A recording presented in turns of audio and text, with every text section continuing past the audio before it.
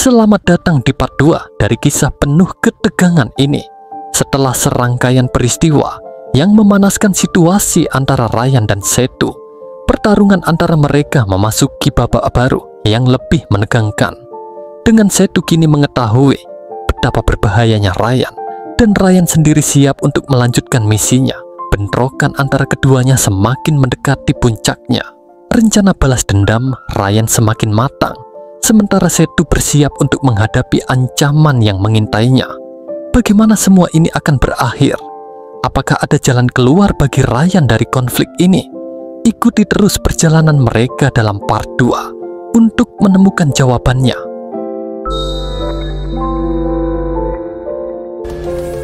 Ryan langsung mendatangi kediaman Sekar untuk merencanakan balas dendam. Pembunuhan ini tak akan berakhir kecuali Setu mereka habisi. Di sisi lain, Ryan juga khawatir Setu akan membuka mulut dan melaporkan kejadian kemarin ke polisi. Makanya mulai saat itu, Ryan diam-diam mengikutinya kemana saja untuk mencari waktu terbaik untuk membunuhnya tanpa menimbulkan kericuhan. Di saat yang sama, Inspektur Ram dan anggotanya akhirnya menyadari bahwa Mutu bukanlah anggota Setu. Kebetulan malam itu, mereka berada di lokasi konflik, makanya mereka berencana untuk menyelidikinya lebih lanjut. Nasib Mutu semakin sulit ketika kekasihnya tiba-tiba muncul dan membawa kabar bahwa dirinya tengah hamil. Itu artinya mereka harus segera menikah, atau akan menjadi aib bagi keluarga. Masalahnya, hingga saat ini, Mutu belum mendapatkan pekerjaan, dan setelah mencoba melamar sana-sini, ia terus mendapatkan penolakan. Inspektur Ram akhirnya menyadari bahwa Mutu bukanlah pelaku utama dari pembunuhan Durai. Setelah melihat wajah Ryan secara langsung, instingnya mengatakan bahwa dialah pelaku sebenarnya. Sayangnya, mereka belum memiliki bukti yang cukup. Singkat cerita, beberapa hari kemudian, Ryan akhirnya berhasil mewujudkan mimpinya. Semua persiapan pernikahan Durga telah matang, dan besok adiknya akan melangsungkan akad nikah. Namun, itu berarti ia harus menghabisi Setu malam itu juga. Jika tidak, nyawa mereka semua dalam ancaman. Tak seperti kemarin, kali ini Ryan harus menjalankan aksinya seorang diri. Ia tak ingin masa depan Mutu dan Munci hancur akibat ulahnya. Setelah memantau pergerakan targetnya selama 2 minggu, Ryan menyadari bahwa anggota Setu selalu lalai dalam mengawasi bosnya ketika ia menginap di rumah istri keduanya. Malam itu, Ryan berhasil menyusup ke dalam melalui pintu belakang yang kebetulan tidak dikunci. Namun, begitu masuk ke kamar targetnya, ia malah menemukan Durga yang sedang disekap. Ternyata sejak awal, Setu sudah menduga kedatangannya. Alhasil, Ryan pun dikepung dari berbagai arah. Mereka berdua berusaha menutup pintu kamar, namun Ryan tidak bisa bertarung seperti biasanya.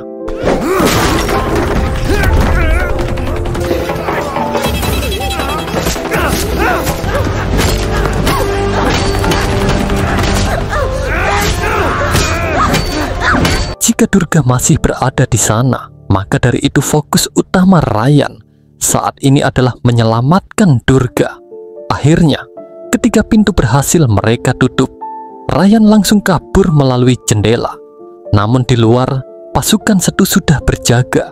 Tak lama kemudian, ketika Durga berhasil melompati pagar rumah, tiba-tiba ia kembali diculik oleh anggota Setu menggunakan sebuah bajai.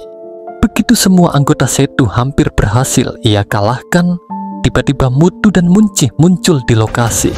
Ryan mengira adik-adiknya datang untuk membantunya, namun ternyata sebaliknya. Diam-diam mereka berdua bekerja untuk Setu. Ryan sangat kaget mengetahui bahwa adiknya berkhianat. Bahkan, Mutu panik dan menikam kakaknya, dan Munci juga melakukan hal yang sama.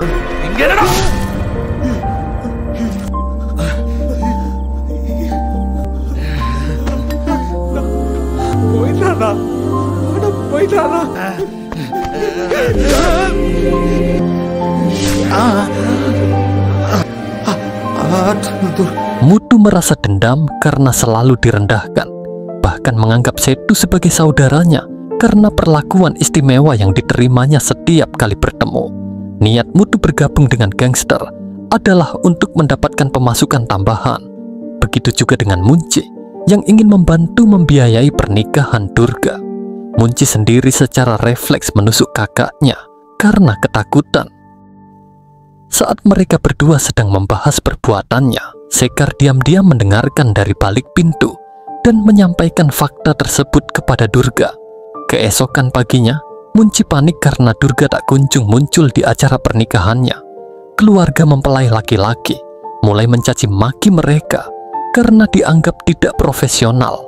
Akibatnya, acara pernikahan dibatalkan dan mereka berdua mendatangi Sekar untuk menanyakan apa yang sebenarnya terjadi. Sekar malah bertanya balik mengapa mereka tengah mengkhianati kakaknya. Lucunya, bukannya merasa lega karena kakaknya masih hidup, Munci dan Mutu malah diam-diam melaporkan hal tersebut kepada Setu. Tak butuh waktu lama, mereka berhasil menemukan klinik tempat Ryan dirawat. Masalahnya, kali ini Ryan belum bisa melindungi mereka semua karena masih terbaring kritis. Sekar dan Durga mati-matian melindunginya. Para preman awalnya tak berniat membunuh Durga karena bos mereka hanya memberi perintah untuk menghabisi nyawa Ryan. Namun, karena tidak bisa lagi menahan emosinya, mereka mulai melakukan aksi yang sangat brutal.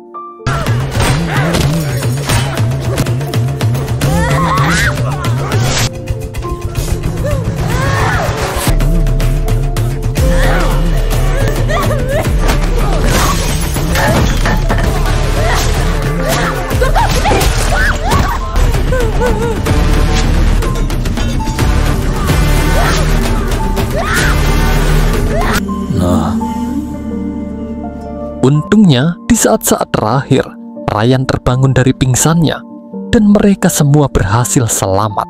Keesokan harinya, jasad para preman digantung di depan kediaman Setu atas permintaan Ryan sebagai tanda bahwa ia akan kembali untuk balas dendam.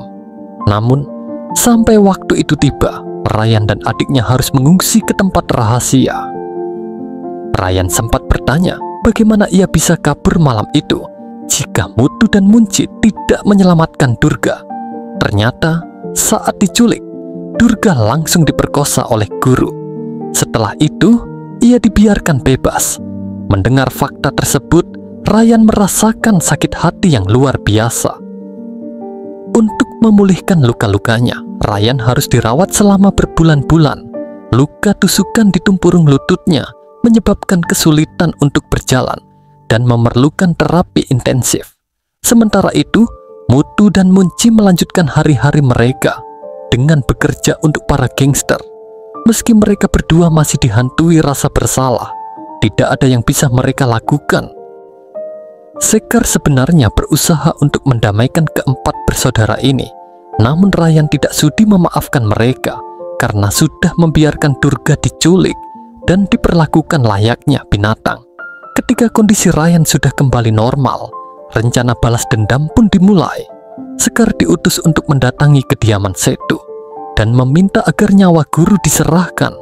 Jika permintaan ini ditolak, nyawa istri kedua Setu akan dihabisi. Setu sangat tergila-gila dengan istri barunya, sehingga ia tidak berkutik ketika Ryan mengancam akan menghabisi nyawanya. Keesokan harinya, guru diminta datang ke tempat pertemuan. Tak lama kemudian, sebuah angkot tiba di lokasi dan guru langsung diangkut lalu dibawa pergi. Namun, anak buah Setu tidak memahami sistem barter. Bukannya menunggu sampai nyawa istri kedua Setu diamankan, mereka sudah menyerahkan guru terlebih dahulu. Setu pun naik pitam, tetapi Ryan tidak sekejam itu. Beberapa saat kemudian, istri Setu diturunkan di pinggir jalan, sementara guru dibawa ke markas untuk dihabisi. Kali ini, Durga dipersilakan untuk membalaskan dendamnya.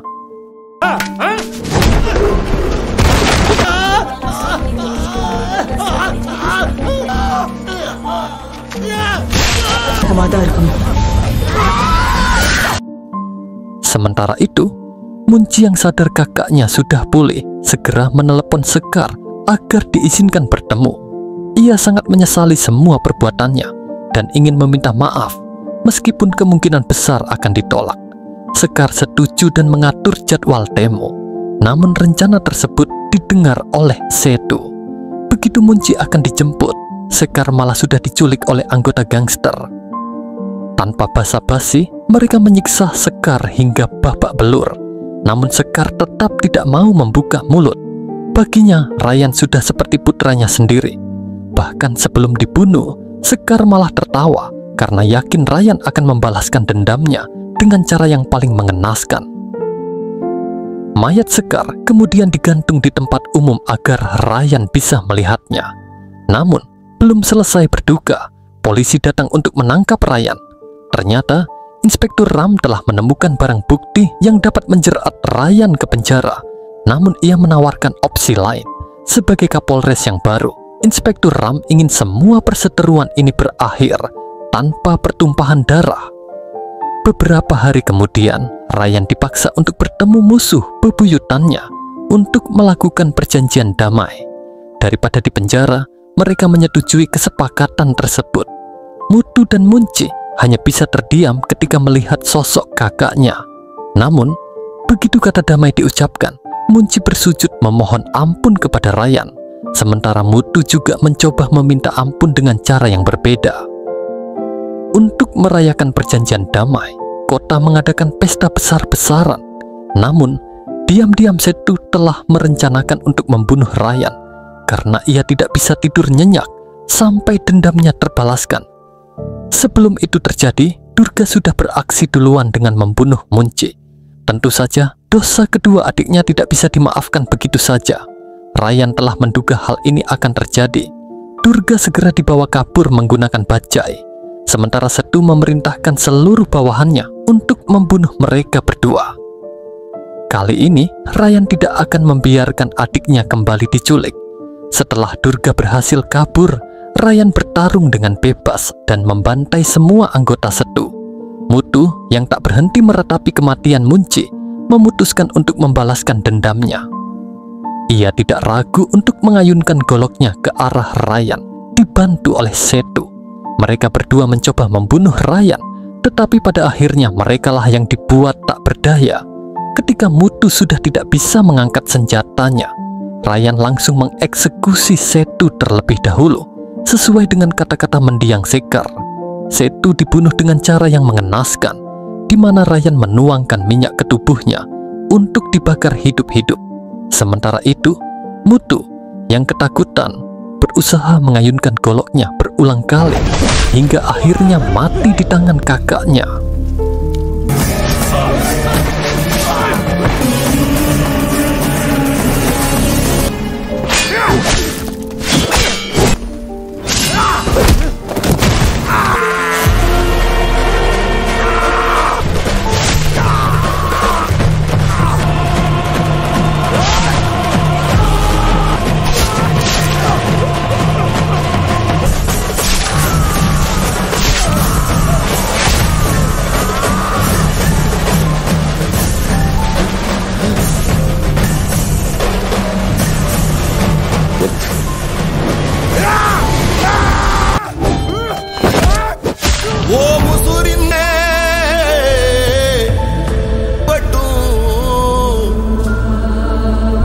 Disinilah terungkap sebuah rahasia. Inspektur Ram ternyata meminta Ryan untuk bekerja sama dengannya demi membunuh Setu, dengan janji akan membebaskannya dari hukuman dan memberikan satu tas penuh uang. Namun seperti biasa, Inspektur Ram kembali menjual janji palsu. Mereka sebenarnya berencana untuk membunuh Ryan ketika ia akan mengambil bayarannya. Untungnya, sejak awal Ryan sudah curiga akan hal tersebut, sehingga mereka langsung bersiap-siap untuk kabur dari kota. Namun, sebelum berangkat, tiba-tiba Menggelai muncul dan menyerahkan putranya untuk dirawat.